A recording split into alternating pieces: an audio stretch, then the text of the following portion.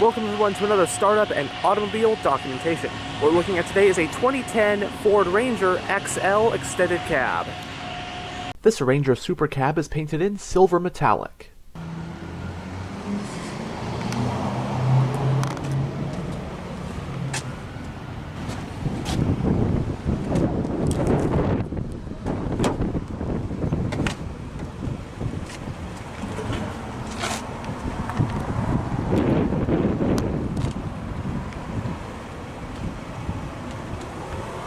Manual windows.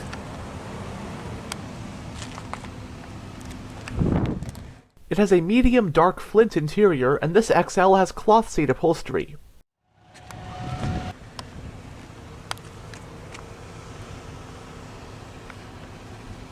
The front seats are manually adjusted.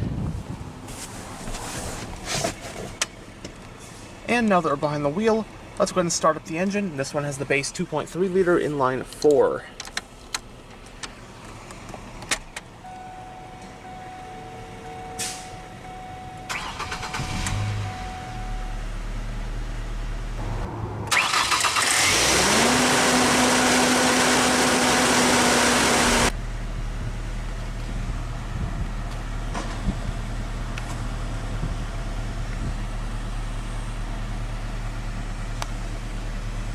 The Ranger is Ford's well-known entry-level pickup. Ford actually first used the name Ranger in 1958 as a model from the short-lived Edsel brand. Ranger was then a trim level of the F-Series and Bronco. Finally, for 1983, Ranger became the name of a new compact truck from Ford to replace the outgoing Ford Courier. The Ranger would then receive a redesign for 93 with a much more rounded aerodynamic look. For 98, the Ranger got a substantial update that included revised exterior and interior styling, along with a good amount of suspension and chassis updates, among other mechanical changes. From 1998 all the way up until 2011 when Ford discontinued it, the Ranger didn't change very much. In fact, from 94 to 2011 it retained the same basic body shell, and from 98 to 2011 much of even the interior stayed completely the same.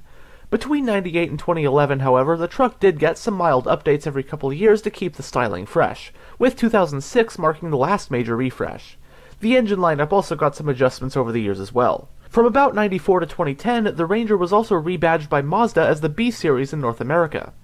By 2011, compact trucks weren't selling very well, so Ford pulled the plug on the aging Ranger after 2011 for North America. For 2019, however, the Ranger would finally make its return to the North American market, this time as a midsize truck.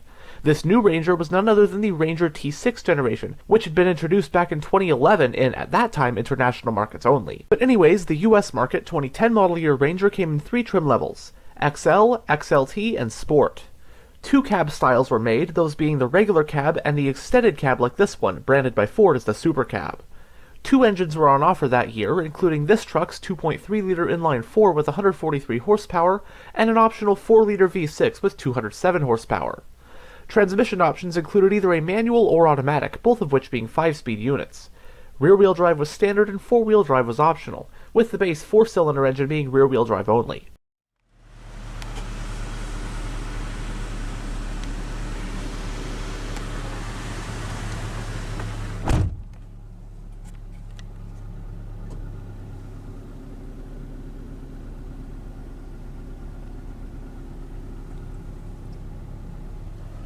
In the instrument cluster, we have 4 analog gauges, which are your tachometer, speedometer, fuel gauge, and temperature gauge.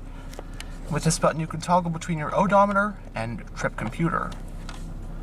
The hazard switch is on top of the steering column.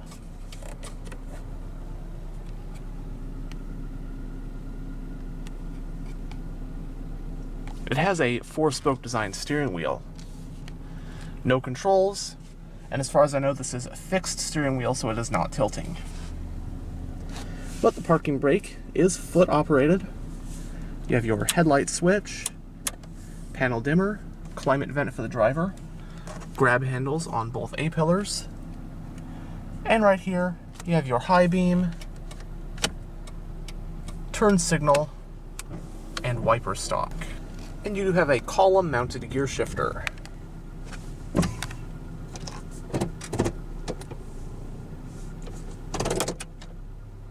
And you have the button to toggle on or off overdrive.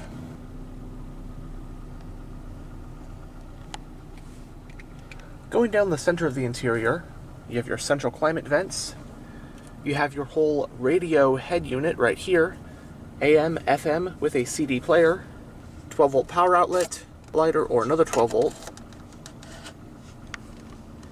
You have your very simple single-zone manual climate controls with your different zones, temperature, and fan speed. You have the button to toggle your traction control, a little bit of storage, an aux port, a couple storage areas, 2 cup holders right here, center armrest, which also contains some storage.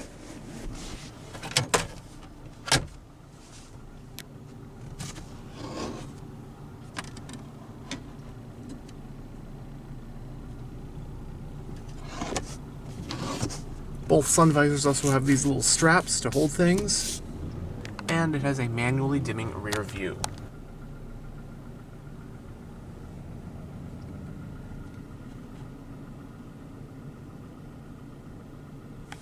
But now we'll roll down the driver's window and have a look at the engine bay.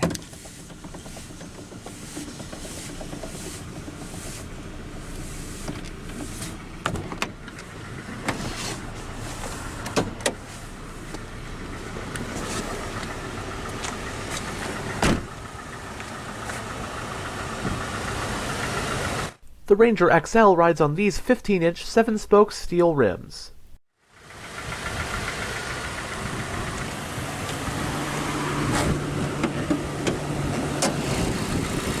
This XL is powered by the Ranger's base engine for 2010, that being a Duratec 2.3-liter naturally aspirated inline-4.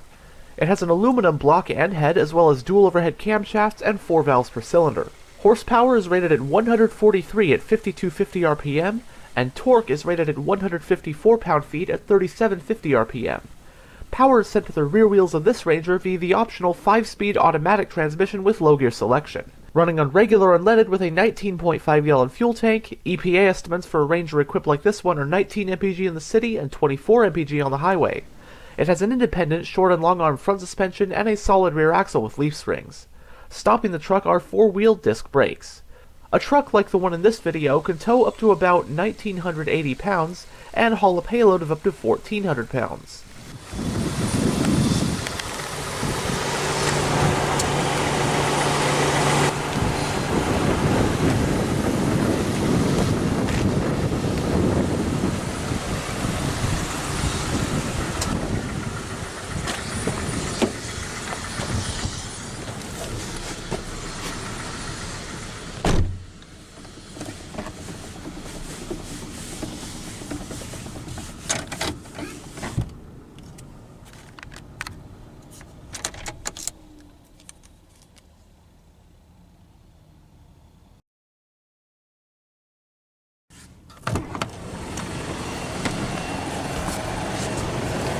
Now, unlike some extended cab trucks, this one does not have any opening back doors. So to access the back seats, just gotta get the front seats all the way up like this.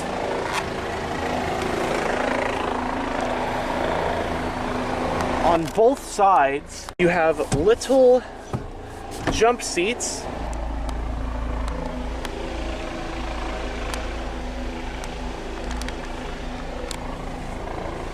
Now, I do technically fit back here, but these seats are very, very tiny, but at least it has back seats that can be used in a pinch.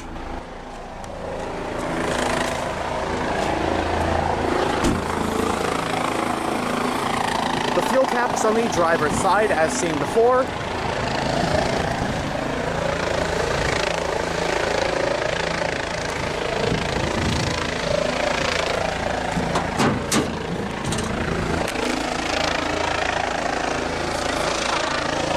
The Ranger SuperCab has a 6-foot bed, which provides 37.4 cubic feet of space.